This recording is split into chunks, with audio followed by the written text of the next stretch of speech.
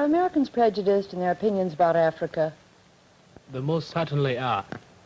How could they be objective about African Negroes while they are prejudiced against American Negroes?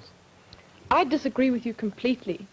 I think that Americans are prejudiced for African natives and are very prejudiced against white people in Africa. Well, I'm getting confused.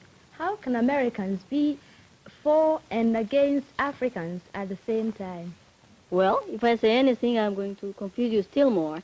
As an Ethiopian, I'm prejudiced against both white people and Negroes. Discussion are 4 high school students from 4 different countries in Africa. Let me introduce them to you now. Here is Amelia Day from the Gold Coast. Amelia is 18 years old. Here is Susan Rennie from the Union of South Africa. Susan is 17. Susan, those school uniforms, are they always that short? No, this is actually a dispensation. I'm a senior, but the other girls have to have them 3 inches above the knee. Very interesting study in native costumes. Thank you. Now let me introduce the boys, will you? Here, our baby for tonight, 15-year-old Meston Venega from Ethiopia, and 16-year-old Boniface Opakaja from Nigeria. Now, let's start out by asking you what some of your own prejudices are. How about you, Amelia? Have you got any prejudices, say, against the Nigerians? Yeah, I have my own personal prejudice against the Nigerians.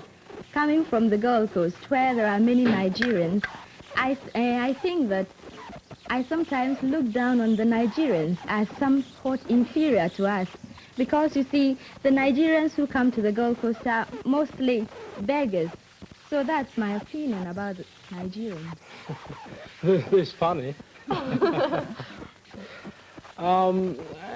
don't see how you have a case against for this your proposition, or I say for this your stand.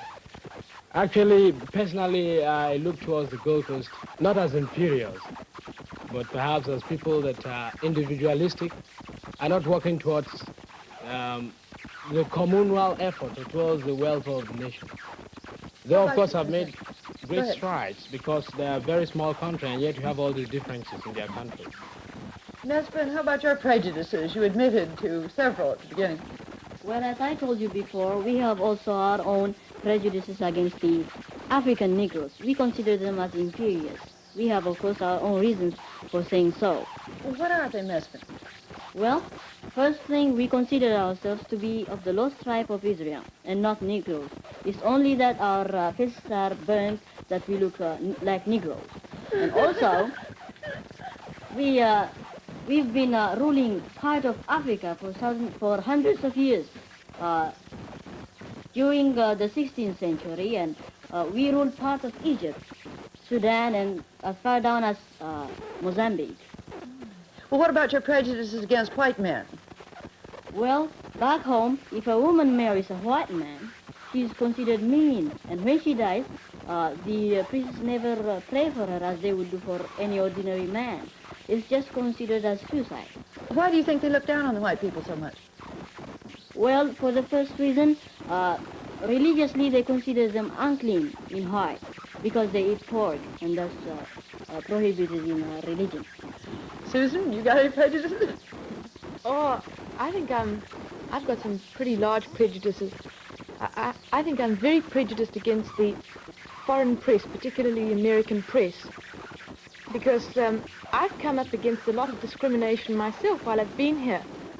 As a South African, everywhere I go, particularly in the schools, at the moment I mention that I'm from South Africa, I'm discriminated against in the sense that, well, the picture in South Africa, the situation has been so badly distorted and so exaggerated because racial news is sensational news.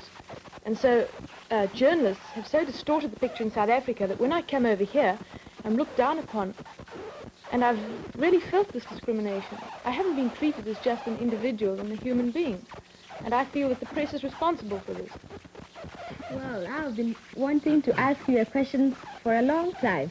When we all came here, it just took to me. You like me very much, I can see, and I like you. But I know you are a South African, and I'm an African. But why is it that out here you are very friendly towards me, but down in South Africa, you don't do the same towards the Negroes that are living there. Can you tell me? Well, it's the whole setup. I mean, South Africa, we have a pattern of life which is different to any other country in the world. Because you have the white population, and which came to the country in 1652, and they are much more highly developed, coming from Europe with European backgrounds and traditions. And they have developed the country and have developed a highly civilized community. Whereas the Negro, the Bantu as we call them in Africa, in South Africa, is primitive, on a very primitive level. And the barrier in South Africa isn't so much color as civilization and economically. Excuse me, on that point, we get into a very, very tense ground recently. You talked about this question of it not being a racial struggle, but a struggle of civilization. Well, personally, you see, I sympathize with your situation, because I couldn't live in a country, your economic position, and perhaps your future well-being as a nation might be in danger if you allow the strong-hearted, driving Africans to take over the government. That is, of course, what will happen if they're given the vote. Nonetheless, let us come now to that basic issue of racial segregation. I hear this honorable gentleman is from Ethiopia.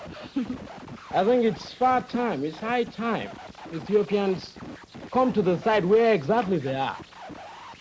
I usually wonder, are you Negroes? You are not Negroes. You say you are not Negroes. Are you white? You're not white. What are you? Well, I told you the answer. We are not Negroes. We are one of the lost tribes of Israel. It's just because our faces are burned that we look like Negroes. I've got the point, you are lost. I think that makes a conclusive answer. I'm wondering if Susan and Mesfin have something very much in common. Neither one of you admit you're Africans, and yet both of you live in Africa and have for generations and generations. Well, I won't say that we're naturally, because we're a different ethnical group, we're not Africans in the sense that the Negroes and other groups have actually originated in Africa. But I consider South Africa my homeland and my fatherland, and I always will. And there is a misconception that exists. Most people think that the white settlers came to South Africa and took the land from people who so. Oh, no, it is not, and I'll prove it to you. Who came to South Africa and took it away, as the whites came here to America and took it away from the indigenous occupants. In 1652, when the first white settlers arrived at the Cape, the Bantu, as they are now known, the Negroes in South Africa, were still coming down from equatorial Africa, migrating. And it's a fact that they had not yet entered what is now known as South Africa, the borders of South Africa. The only indigenous occupants in Africa, South Africa at that time, were the Bushmen, and they were exterminated by the Bantu coming down. Excuse me, Susan, on that point, I think you've read your history upside down. How come? Yes, you see, the exact thing that happened was that these Dutchmen, I think they were Dutchmen, they haven't got a place in their homeland. Oh, not no, a means of living. I can just prove... Let me finish. All right, and then I Susan, can prove you how wrong your historical facts are. Oh, no, you know, your history is South African history. Mine is a bipartisan history. When this man came without any means of livelihood in their own country, with the economic background, without any meaning at all, they came to South Africa. And the real facts are that as they came and there was an influx of these Dutch people from their unwanted homes, as there was an influx, the Bantus they were pushing the Bantus up into the country, till came the Zulu War, in which the Zulus were finally defeated in the most bitter and agonizing struggle they had against these Africans, you call them? Yes. I don't know where you get your historical facts from. I got my historical fact from, I think, is it Mr. Trevelyan? He's in British history. Oh, that's far Mr. better George than... Trevelyan knows nothing then, and I'll say that. Because it so happens that these penniless whites, as you call them, didn't come out because they didn't have homes or because of any kind of persecution. They were sent out as officials of the Dutch East India Company to establish a refreshment station for ships passing around passing around the bottom of the Cape. just as the Dutch settlers were sent out to America by the Dutch West India Company to settle and to make a refreshment station here. Now, I think if you had to turn around to those Dutch settlers who came out and said that they came out because they were penniless, they'd be just as indignant as I am. And as you say that the white settlers came and pushed the Bantu back, Yes. It's a fact that the whites It's a fact. I got the point now. It's a fact. into the interior of Go on. Africa and didn't come into contact never even saw a Bantu until 1795, which was practically 100 years, more than 100 years after they had arrived in South Africa. How did you have the Zulu War? What brought it about? The Zulus had already, by the time, I think you must have a look at a map. Zululand is very far from the Cape, where these people arrived. And in 100 years, within 100 years, after the arrival of the white settlers, the Zulus had by that time, the Zulus are a part of the Bantu group, had already come down to Natal. And then you've got the two groups, the one coming from the north, the one coming from the south, and they met. And that's where you get the Zulu War. It was not even a clash in the century, I think, in it. It was even the British. It was a clash. The British in their benevolence, or in fact in their, because they've seen the facts that this thing is not good, they even were exercising a tempering force upon the people. Boniface, just to make things more complicated for you and Susan, I've heard a third interpretation of this, which might settle it. That was the fact that the Bantu were a migratory people. And that it may be true that at some point when the whites came in, there weren't any Bantus there because they were migrating somewhere else. But look, this is all past history now. I'd like to hear something from Mesfin and Amelia on their interpretation of South African history, but almost rather, let's bring it up to the present, can't we? Yes. Yes, we bring it up. Well, come back just a minute, Sue, to your violent prejudices against the press because they're misrepresenting what goes on in South Africa. Do you want to clarify that a bit? Yes, I would. Will you? No. Well, I know one outstanding example of misrepresentation. We read in an American, I think it was a magazine, I won't give the name, although I could very easily. This journalist quoted Dr. D.F. Malan, who is an ex-Prime Minister of South Africa, as saying, and I quote, "The Negro does not need a home. He can sleep under a tree." Well, not only is this absolutely fictitious, but he forgot to mention the fact that brick and concrete trees, known to most people as houses, are costing thousands, millions of dollars of the white taxpayers' money annually. What did you say? I didn't get the point. You said what houses? Well, you see, this journalist said that Dr. Yes, Malan... I got that point. You say what houses costing the government millions of dollars? I What said houses? concrete and brick and cement houses for the Bantu peoples. But these are the Bantus that are working for you in the factories. How did you get the money? They got the money, they mined the gold, got the gold, and you sold the gold outside. You got the money and you say the money is yours. Of course You it can't is. do that's a contradiction, Look, please. we came along. We bought the machinery. We developed the mines. From where did you get the machinery from the mines in Johannesburg? Do you own the No, mines? we got Who our worked the machinery. mines? We got our machinery from Great Britain.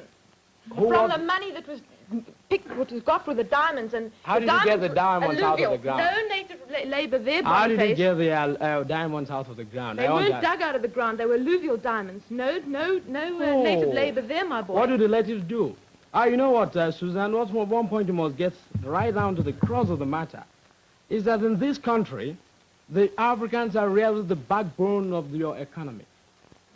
And it is one of that cases where you get this question of man's inhumanity to man. And every day you come here to complain about misrepresentation in the American press. In the actual matter of fact, the American press is giving a fairly good view of the whole situation because they have the color problem themselves.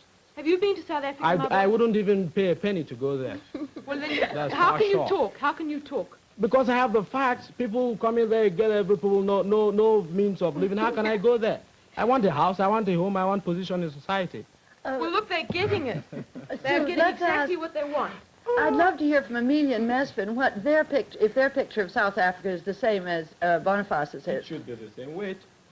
Well, coming from Africa myself, naturally I would be a little embittered against the whites in South Africa because from what we hear, they are mistreating the Africans there.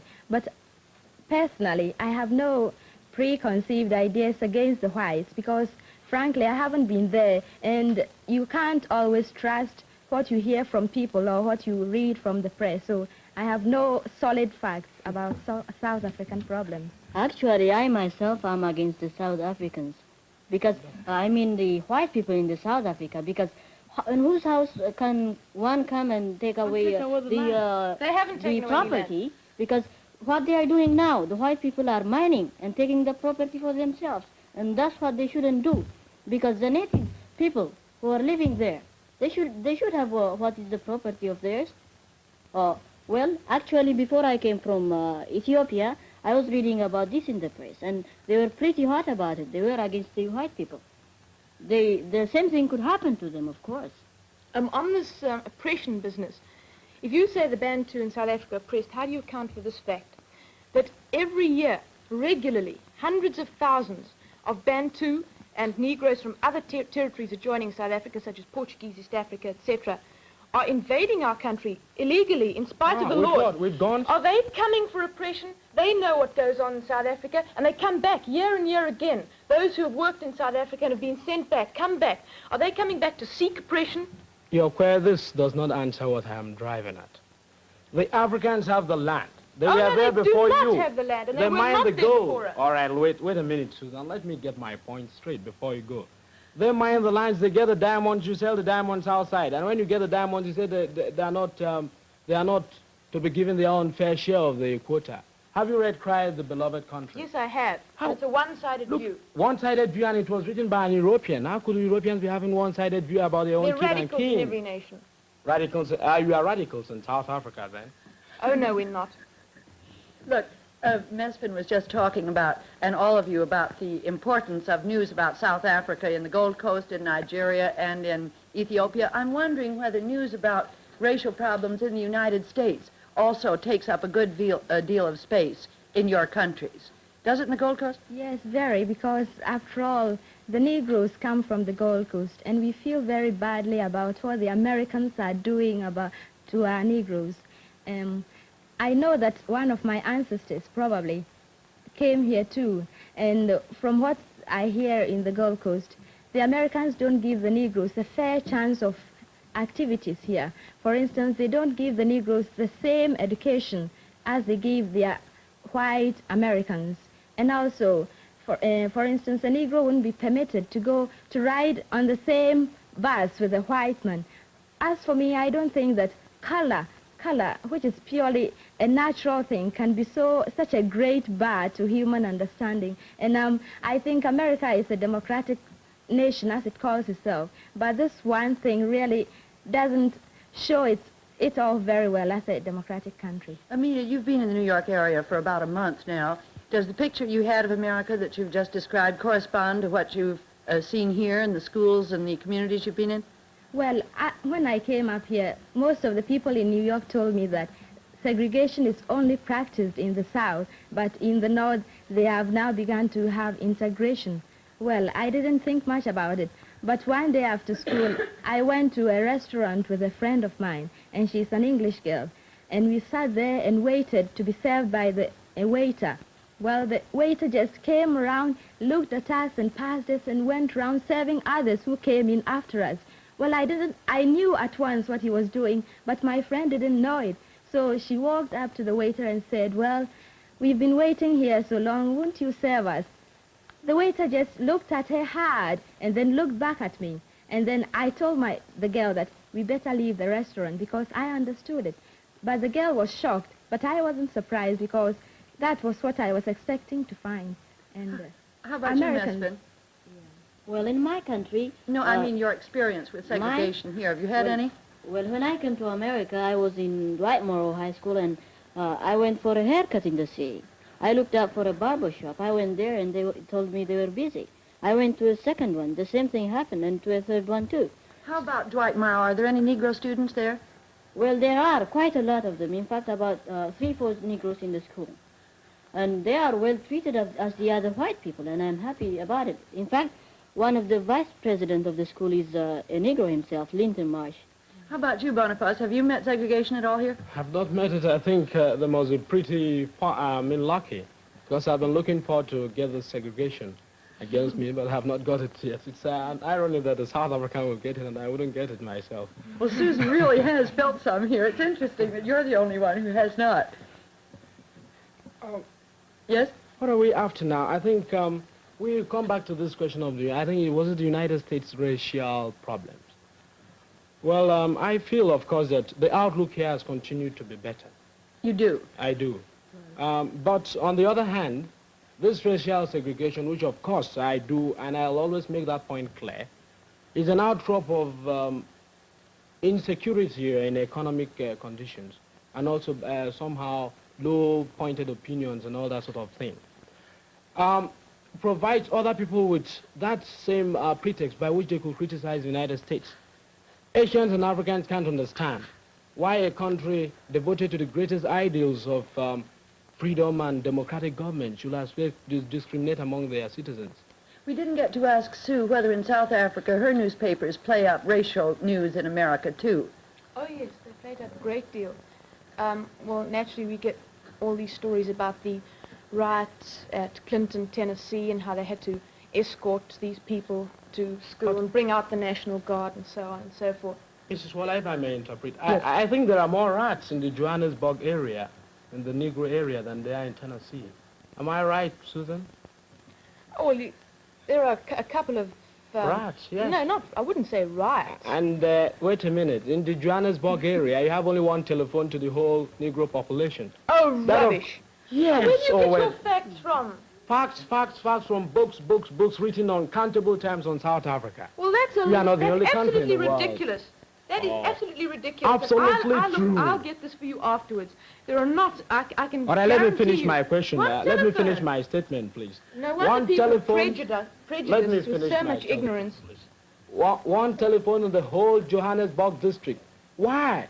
They don't want the That's not Africans true. to have a means of communication by which they could rebel against the people. I'm speaking from facts. John Gunter wrote that. That's absolutely ridiculous. And I think if Ridiculous. you try and... Oh, you didn't say it was wrong. It is ridiculous, It's but not wrong. it's wrong. That's It is wrong. Ridiculous, but not That wrong. is no fact. Wait a minute, Mesfin Barnabas, wants if to you get... have got your facts from one-sided... It's not one-sided, Mesfin. It's it not should one-sided. be, because you know. what you've got is almost... all what you've got All right. is Look, I against can each assure I other. can give you 4 concurrent. John Gunter wrote that. An African newspaper in Nigeria wrote that. A British paper wrote that. A Lebanese paper wrote that. Are all the world prejudiced against Well, you South can't Africa? so much criticize the country without actually going there and seeing what is happening, you see. I don't need to go there. I told you I wouldn't You pay a penny should. to go there. How because can I go we there? have come to America and we are looking what they are doing in America. We might have got false ideas of America. In I America, would the appreciate outlook it has if you- continued to be better.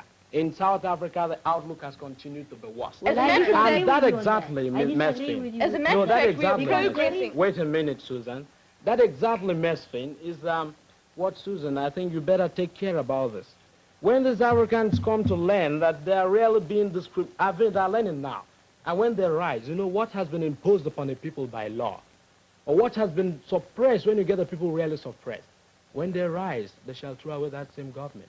And you are... Well, look, instead you've of- had your speak, I'm going to have mine now. It so happens that this apartheid, which you most probably have misinterpreted already, No, you misinterpreting just a minute, it let yourself. me speak, Not is me. working towards a solution in South Africa, and it so happens that there will be no riots, nothing like that. This apartheid policy, which I will afterwards speak to you about, seeing I think there's only very little time, is working towards getting self-realization and self-rights for the black people within their own areas. And I think if you make a careful study of apartheid, you will see, and already they've started legislating in South Africa and spending vast sums of money. Within the next 20 years, we're going to have a solution to our problems. I've spent 15 years learning it, and every day I become more prejudiced against South Africa. I don't need to spend a day more. But And I think for you're getting your instance, facts from the wrong source. not That's all from I the can wrong say. source, please. You're getting your facts from the government laid out principles and practices. Well, by which I racial live there. segregation will I be live there. I ought discriminated. to know. I don't want to You live live there. 7,000 miles away. How can That's you know? not better. I have a home, I have a house, I reading can walk anywhere I propaganda. have.